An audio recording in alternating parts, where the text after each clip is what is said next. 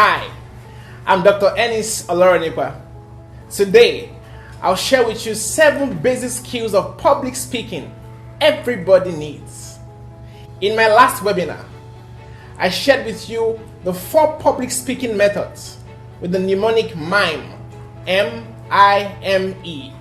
The first M for memorized speech, the I for impromptu speech, the second M for manuscript speech, and the E for extemporaneous speech. Today, these basic skills I'll share with you work for any of these methods, and I've created a mnemonic for you to remember these 7 basic skills. Please pronounce GEM with your full voice. The P for posture, the second P for pronunciation, G for gestures, E for eye contact, M for movement, F for facial expression, and the V for voice. The first P is posture. In public speaking, there are right postures and there are wrong postures. You stand erect and relaxed, straight but not stiff. Your whole weight should be evenly distributed along your body. That means you do not lean on one hip or the other. Also, there's a right way to position your feet. Both feet should be facing your audience at shoulder width. Pigeon toe is wrong. That means when both feet face each other, or when both feet are together, or when both feet face outward. The right one is both feet at shoulder width facing the audience. The second P is pronunciation.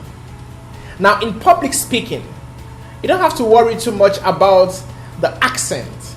Too many are concerned about using the British accent or the Canadian accent or the American accent. Well, what's more important is the pronunciation of your words. Your words have to be clear enough for the audience to understand. Focus on pronouncing the key words correctly. Now, how do you know if you're pronouncing them correctly? A good tool to use is www.dictionary.com. There you type in any word and then you click on the microphone icon where you can listen to the correct pronunciation of the word. This is a good way to train yourself to pronounce every word correctly. Next is gestures. They have to do with how you use your hands and your body language. Now, the most effective gestures are the spontaneous ones, when you use your hands without even thinking about what you're doing. Now, in our day-to-day conversations, we make use of gestures, and these are the most effective ways of expressing what you want to say. If the words mean anything to you, you use the right gestures. But for the sake of this video, it is effective for you to put your hands apart when communicating. Put your hand at the back, or by the side, or in your pocket, or folding your arms in front of you are all wrong. The best is to keep your hands apart at shoulder width. It also makes you more expressive and makes the audience listen to you more. Also, there's what you call the triangle positioning, where you put your 2 hands together. It shows confidence. E is for eye contact. This is the difficult task for most speakers, but you have to maintain a very high level of eye contact, because if you're not paying attention to them, they're not paying attention to you. Now, it is safe for you to keep your eye on a particular person until you complete a sentence or a phrase. Don't switch between sentences. It can distract your audience. M is for movement. If using a lectern or a podium, do not touch the podium. You can keep your materials on them, but don't touch them. Now, if permissible, you should move to the side of the lectern or the front of it to get closer to your audience and engage them. Now, as a rule, you stay between 4 to 8 feet within the first row of your audience. This enables you to have a direct contact with your audience and keep the engagement level very high. The 6th skill, F, is for facial expressions. Now, this is very important.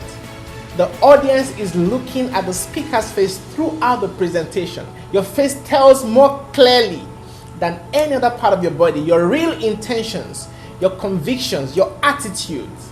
So you must choose the right facial expression. Now, here's the secret. If you say what you mean and mean what you say, you will naturally give the right facial expression. Smiling is contagious.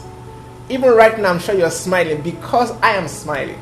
So when you smile, the audience can feed off your smile. But of course, when you want to lay emphasis on a particular point, you may have to keep a strong face. The final skill is voice. You have to use the appropriate volume and pitch. The volume has to be loud enough for your audience to hear you.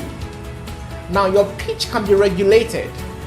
Naturally, when you speak very fast, your pitch goes very high and your audience tends to lose what you're saying, and that reduces the impact of your communication to your audience. So the best way to improve that is to speak more slowly. You can record your voice either in a phone conversation or voice notes and listen to yourself, and then with time you can make adjustments by regulating your volume and your pitch. So please pronounce gem with a full voice. Apply these 7 basic skills all the time and you'll deliver a great speech every time. If you enjoyed this video, please subscribe to our YouTube channel and turn on your post notifications button to receive every video we post. Also follow us on Twitter and Instagram at Journey7. Thank you and see you in the next video.